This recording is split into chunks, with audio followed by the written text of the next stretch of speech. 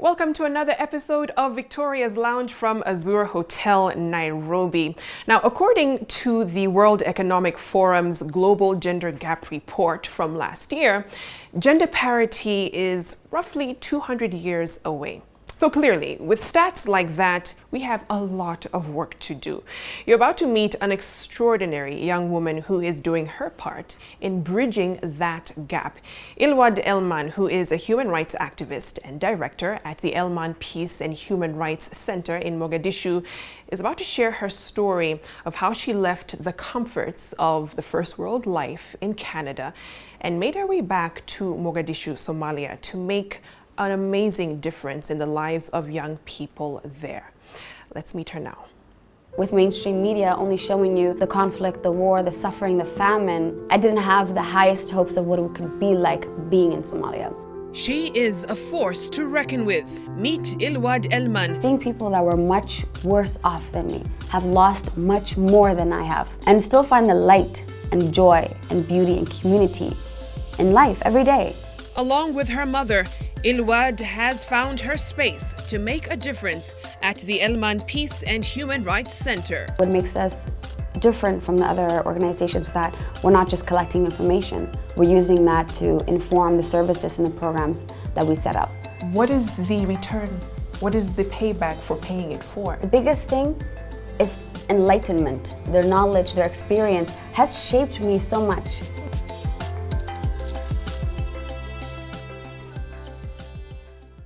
All right, so let's start this conversation. Ilwad, thank you so much for coming on the show.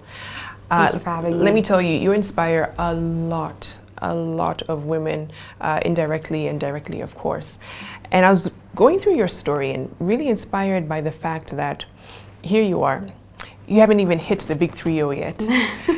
And you've done all of this work. You left the comforts of living in Canada, come back to Mogadishu, but take us back first before you had that whole transition to Somalia that was now being ravaged by a civil war, literally slipping into a civil war over 20 years ago.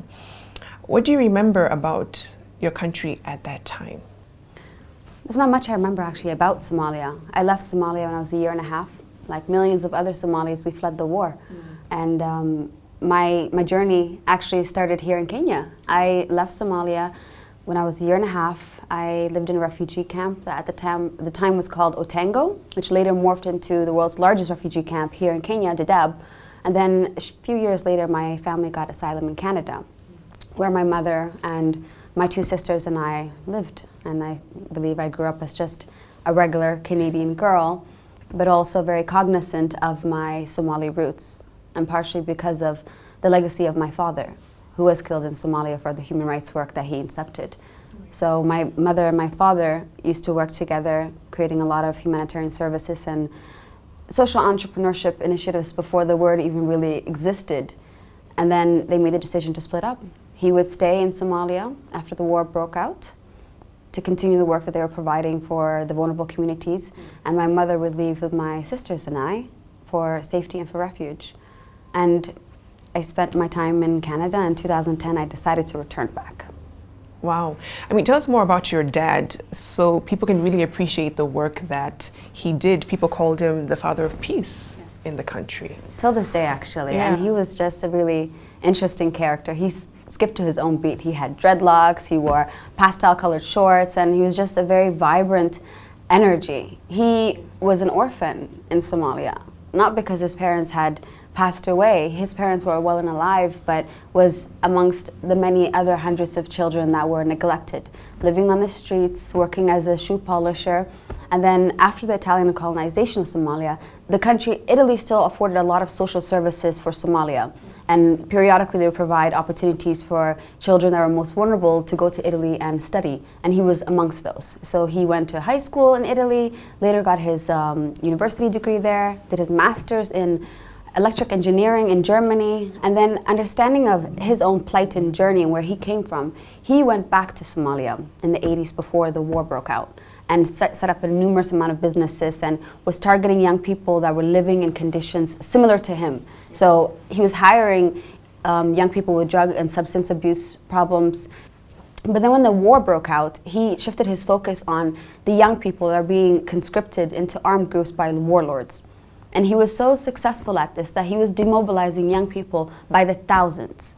Young people that otherwise would have served as human shields for warlords. And he was giving them an opportunity in exchange for handing over their weapons. And in addition to just disarming these young people, he also used a lot of his own innate creativity to create peace. And one of his approaches was football. So he created a football team on one side, created another football team on the other side, and before people knew, they were starting to cross over this green line, and it literally abolished it. Families that otherwise would not even acknowledge or speak to each other started to come over to each side and watch the football games and encourage their youth and support their teams, and soon after started to marry each other and do business together, and it abolished that line. He had electricity companies throughout the country and gave free electricity to everyone. And then on March 9th, 1996, he was killed. And till today, no one knows exactly who the gunmen were, but it's very well known, common knowledge, that it was a political assassination because of his impact. What impact did his death have on you? Because this is a man that really you knew from stories, from the work that he did in the past. You didn't really have that personal interaction with him, but I mean, it's clear that his blood, biologically of course, but also philosophically runs through you and your family as well. What impact did it have when you knew that he was no more? Well, it's a beautiful thing to actually get to know a parent through stories, and this is something that's followed me and my sisters throughout our journey, leaving Somalia at a very young age, living in Kenya, in Canada. Anytime people would hear my last name, people sometimes would cry. They would feel in awe of meeting his offspring. And something like that is mind-blowing to think, what kind of impact did this person make that people just get emotional remembering him by seeing his children? But it has been the motivator for myself to live a life of purpose. It's very easy, I think, in this day and age to pursue other things, but what he taught me and what I believe has been ingrained in me because of his devotion and his conviction and his commitment to peace, to his unwavering responsibility to others, that life is about service. You are really typifying that whole idea of living a life of purpose, enough that you would consider leaving Canada. Just take us through that transition, because for people who live, you know, in the West or the first world, it's very comfortable. You know, you want to stay there. And to think that you'd want to come back to Mogadishu, not exactly, you know, the place most people want to settle.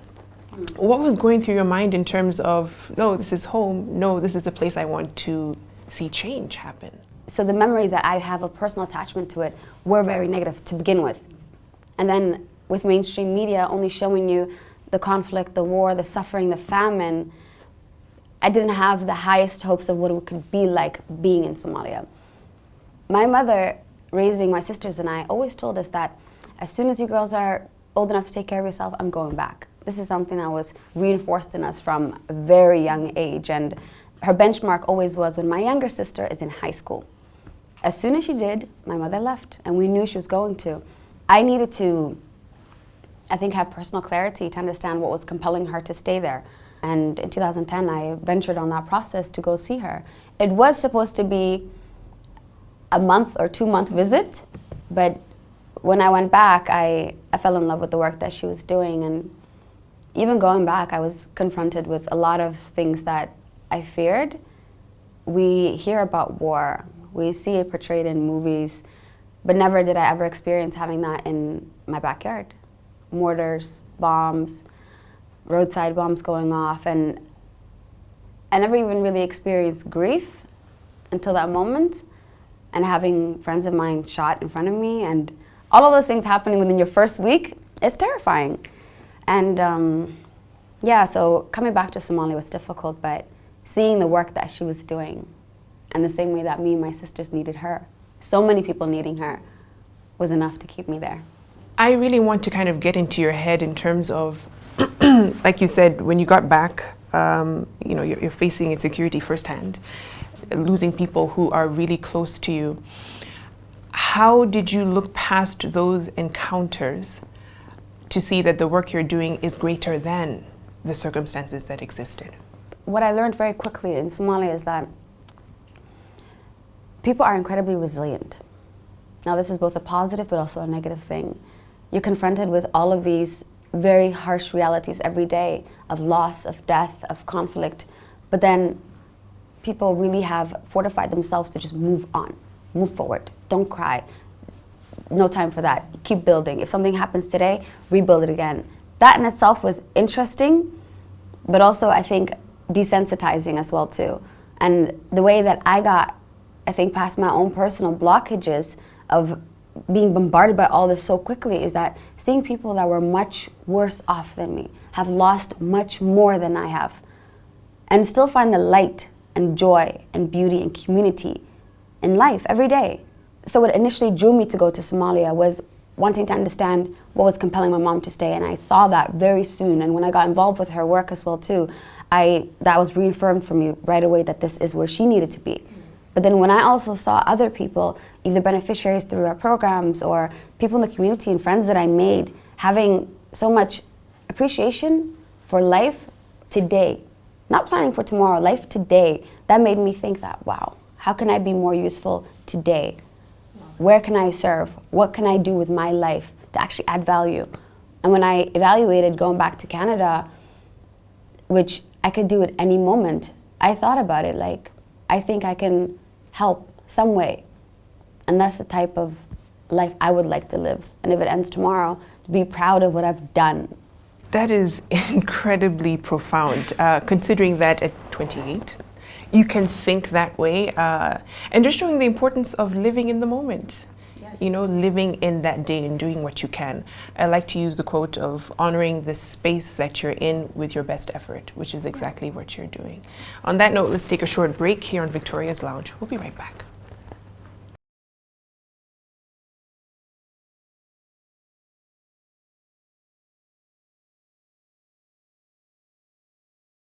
All right, welcome back. Ilwad is still here with me, and goodness, I was getting so emotional while I was talking in part one of the show. I mean, I can feel the conviction in you is so strong, and you know, it makes so much sense how much impact you're having in Somalia. Let's talk about the center, the Elman Peace and Humanitarian Center, and what you're doing through that space.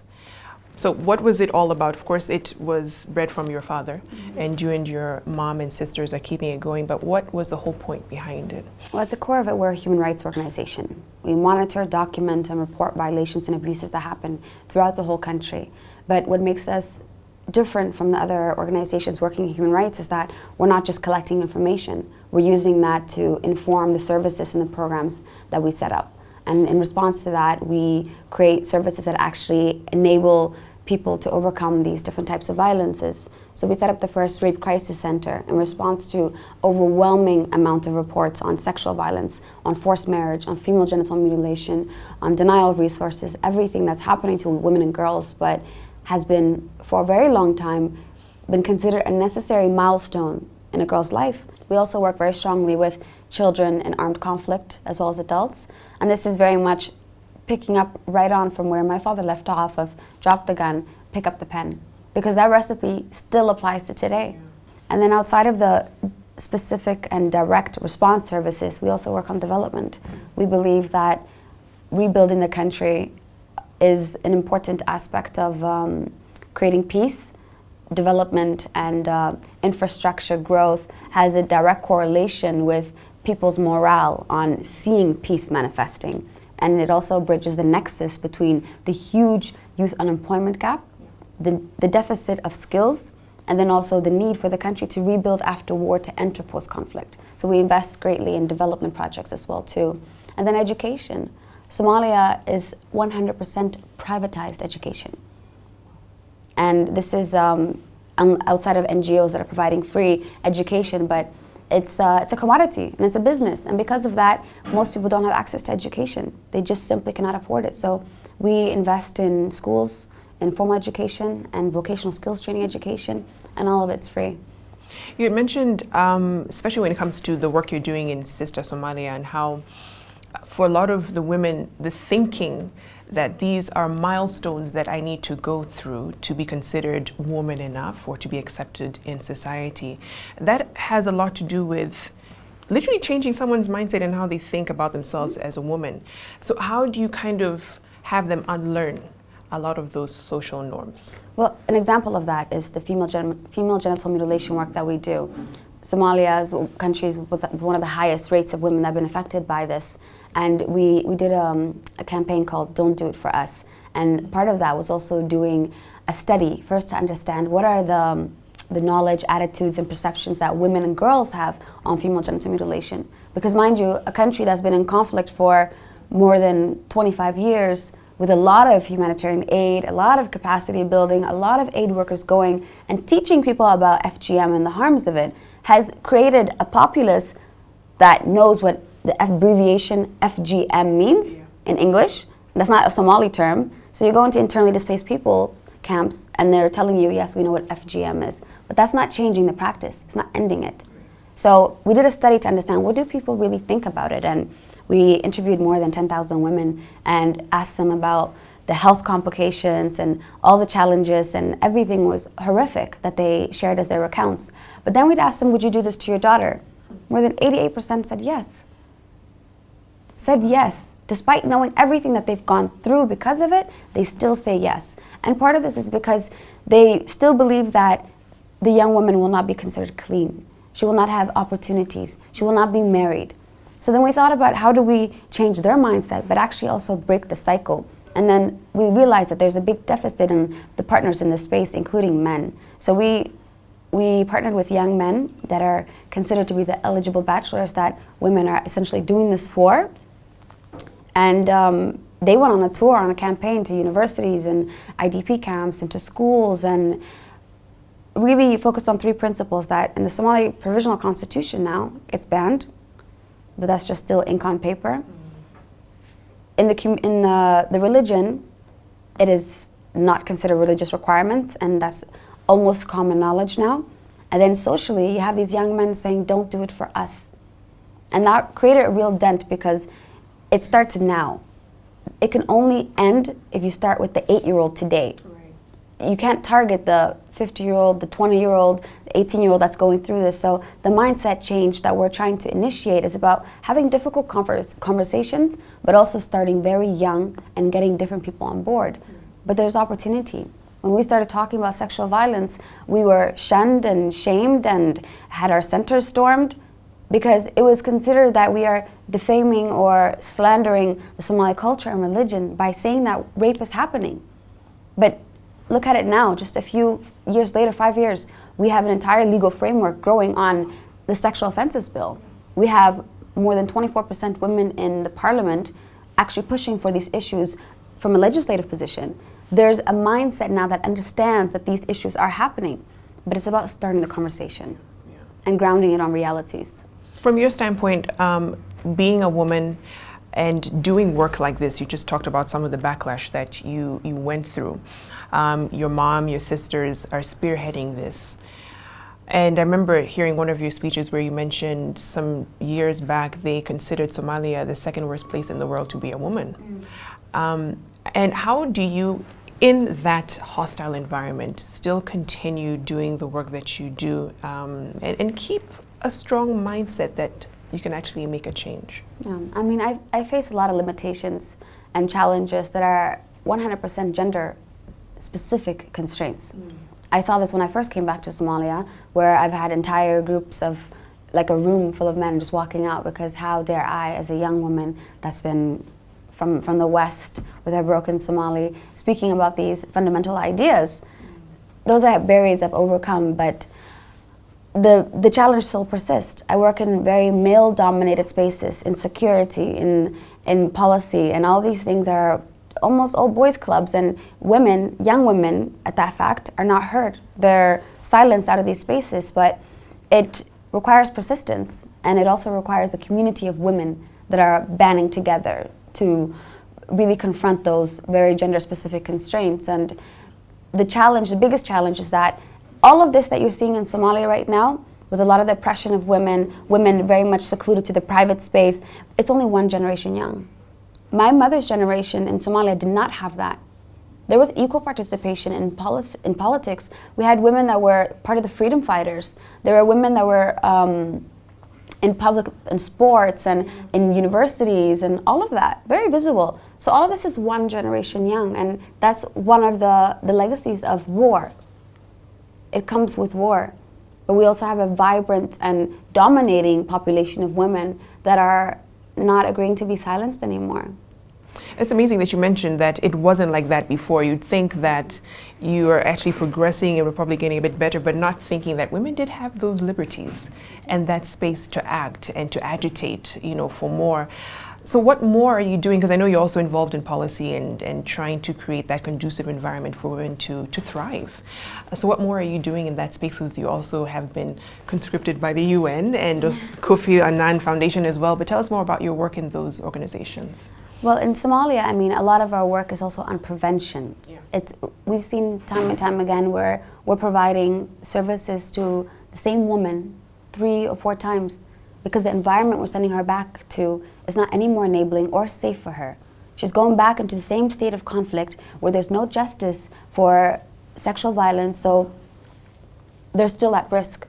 And the way for us to change that is both through legislation, but also the mindset change of actually creating justice for women so that it does become a deterrent for the next person that's considering to rape someone.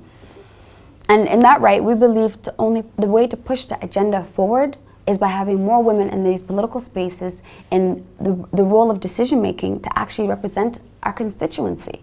And so in that right, we do a lot of advocacy. We campaign very strongly for ensuring that there was a 30% quota for women in the parliament. But unfortunately, that 30% was not reached, but we're still very proud of 24%, which is a really great milestone. It's a step in the right direction. And in that right, we do policy and drafting the strongest text and pushing the agenda forward on legislative reform in Somalia so that it is gendered. In my capacity outside of my work with Elman, I serve as an advisor for the UN on the new resolution on youth, peace and security, Resolution 2250. And this is also a bid of making sure that young women are heard at higher levels for the work that they're doing. In context of conflict, and in most scenarios in Africa, young women particularly are just looked at as victims. Of all the resolutions, treaties, recommendations, declarations are looked at as beneficiaries. And at the very best, the most empowered way that we're looked at is implementing partners. Yeah, so we're working also on empowering young people on being in the decision-making roles for the next step for our generation. Right. One of the biggest things that's plaguing our world right now is man-made conflict. And young people are looked at as perpetrators or potential perpetrators around the world. And with a lot of the global focus on terrorism right now and counterterrorism policies that sometimes have an adverse effect because they profile people or they securitize communities that people feel at war with their own security services that should be protecting them. We want to get young people to actually be heard on how to build peace in the communities, and Mr. Kofi Annan has been opening up his network and leveraging them so that we can actually be at this proverbial decision-making table and heard. And you're right, because sometimes when it comes to dealing with anti-terrorism kind of initiatives, it's looked through a security lens as opposed to maybe development and other aspects to help them get out of those hostile environments. Yeah. On that note, let's take a short break. We'll be back with Ilwad much more ahead. Stay with us.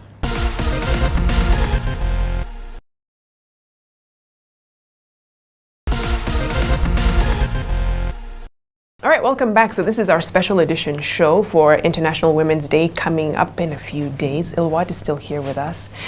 And you talked about it earlier when it comes to some of the things we can do to deal with gender inequalities here on the continent. And a lot of young women will be watching you and are really inspired by the work that you're doing and feel like, okay, she's way up there.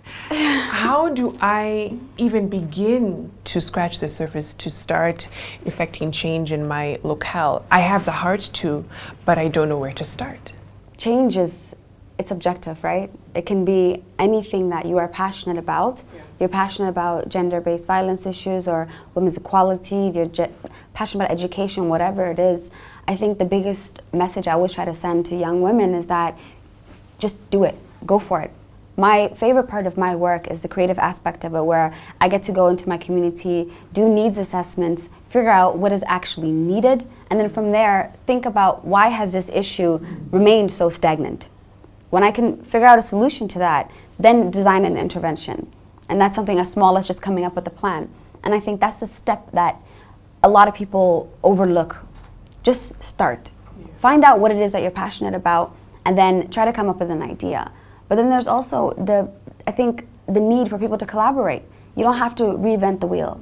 If you're passionate about change and creating change, you don't have to set up your own foundation or organization. There's many, many that are always offering opportunities for volunteering or need your creativity and energy and your dedication to the cause. Yeah. My organization is one of them. We never say no to any volunteers or interns. So if anyone's watching and is interested in coming to Mogadishu, you can go on our website, elmanpeace.org, and actually come out and do some work with us. But it also starts with mentality and feeling like you have something to give and then acting on it. And you're right, changing the mindset. Speaking of someone who actually went against the grain, your sister Iman, who joined the army in Somalia. I thought that was just, I mean, amazing that you would look past the fact that, okay, I'm a woman. This is not generally the profession that most women go into. And she's out there, you know, looking for Al-Shabaab and literally taking them head on. But, I mean, tell us more about your sister and probably some inspiration people can also, you know, draw from her story and experience. My sister is a force. I mean, she is incredible. She had a very similar journey to myself, too, of wanting to come out to Somalia and then seeing the work that we're doing. She actually was volunteering with us at first and teaching English to survivors of sexual violence and was really disheartened by it. She was heartbroken, actually, and she felt like a lot of the work that my mother and I are doing is very responsive. And she felt like something needs to happen to prevent this from happening. And then she looked at security and she enlisted in the army. I remember she told this very funny story.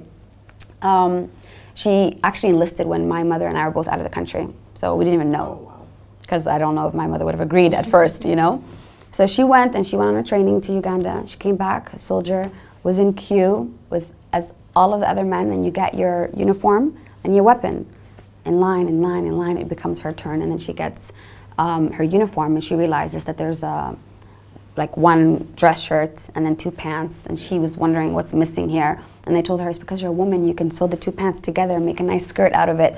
And then wow. She was like, this is absurd, there's no way I can fight in this. And then she started to wear the clothes the same way as the men do.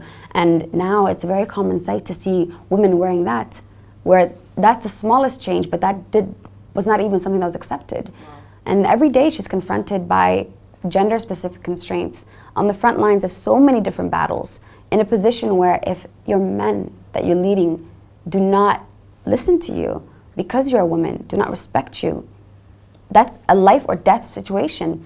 And to be able to command that in such a difficult circumstance, I'm in awe and inspired by her, and she's definitely a force. Absolutely. I mean, your family is like squad goals. I'm telling you, it is amazing that you can call her your sister, and the work you're doing, the work your mom is doing. And then, of course, this question creeps in. People wondering, okay, so you're 28, you're beautiful, you're accomplished, educated, and you are still committed to this work. What do you do in your spare time? Yoga. Okay. I love yoga. And I practice a lot. I love music. One of my intentions for this year is actually to learn how to DJ. Wow. That's what I do. I don't watch TV, I don't watch movies really, but like I am a big music troll. Wow. Like deep into SoundCloud. I love music, so that's what I do. But otherwise, I mean, outside of everything I do with my work, I don't really look at it as work. It's a lifestyle. Mm-hmm. It's a lifestyle, and that's why I'm so committed and driven to pursue that every day, and that consumes much of my existence. But I find a lot of times to just be a young person, because I believe very strongly that humanitarian work, human rights work, a life of service has been portrayed to be so sacrificial. Right. And because of that, a lot of people don't want to do it. it's easier to just write it off and say, we save this for the holier than thou, the Mother Teresa, the saint person to do this work, and I want to live my life. But I believe the two are not mutually exclusive.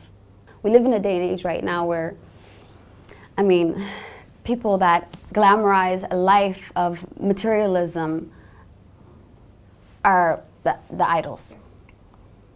And that's what terrifies me of my generation right now, because that's the squad goals, you know? Yeah, exactly. The designer bags, the designer clothes, and all these things, and not really like helping my other sister do really great, helping my brother uplift out of poverty. And I think the more that we can do to show that a life of service is not sacrificial, it'll be cool to be conscious for a lot of people. That is amazing. I love that you kind of made that clarification, that it's not what am I giving up to give to someone else, as opposed to what you get back. As we wrap up, what do you think your dad would say, seeing you now and the woman that you've become? What do you think he would say? I don't know what he would say. I hope he'd be proud of me, but you know, I mean, one of the biggest challenges that my mother and I and my sisters have faced is that culturally, if a woman does not have any boys, if she does not have any sons, she has no right to inheritance. She has no right to even inherit a legacy or try to protect and promote that. So one of the physical resistance that me and my mother faced in Somalia was from family, from my own uncles on my father's side that didn't want a woman to try and dare uphold this grand figure that was my father's legacy, because he should have had a son, and if he didn't have it, then we should just quiet and cower away somewhere. So on the backdrop of that, I know that he would not be in a position of thinking, okay, they were girls, but they helped uphold it, but I want other people to think that girls can carry a legacy, that they can do anything, and I would just want him to be proud. I'm sure he is. I'm sure he is. Thank you so much for your time, Ilwad. And thank you for having me. Your insights and inspiration, my goodness, I'm challenged. I really am. And I hope for the people watching, you are as well. And also to embrace who you are, you know, not to look at your circumstances and to be held prisoner to your circumstances and feel, oh, because it's like this, I can't. You can. You've heard Ilwad's story and that of her sister and her family and the extraordinary work they're doing in Somalia. I'll come visit. Please do. I'll come visit, absolutely. For now though, take a look at this, a new campaign. We're partnering with Bata on Me and Comfortable with It. Take a look at this.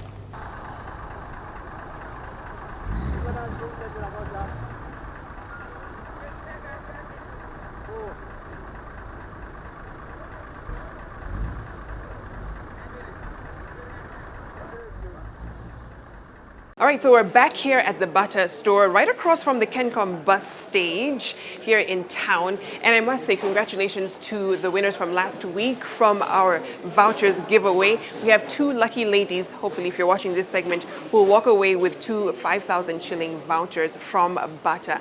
Now we're talking about the same theme, me and comfortable with it. And joining me now is Lucia Musau, who's a lifestyle and fashion blogger. Lucia, hi, good to see you. You're looking lovely. I love this color. Look who is talking. We didn't even talk. We didn't coordinate this, by the way. What is your personal style? What do you think best describes your shoe style? I'd say it's simple, classy, but chic. So take us through the lady who is going maybe for a job interview. Okay, she wants to impress. Okay. What should she wear? Okay, so I always say, dress for the job you want, Yeah. not what you have. Something like this. It's a very safe option. Yes. And it's better in solia. Walk longer, walk further, walk taller. So now you're going out with the ladies. It's the weekend. What is that fun shoe you can put on to really kind of fit the mood? This is very fun. Oh, that's beautiful. Oh, this one I would totally wear. I think this was the Gypsy collection, which is very colorful, you know. I mean, imagine Vibrant that you prints. exactly. Imagine that you are wearing like a maxi dress. This would work very well. All right, so Lucia, you're a woman who spends a lot of time traveling in and out of airports, you know, different cities. So what is your go-to shoe or shoes?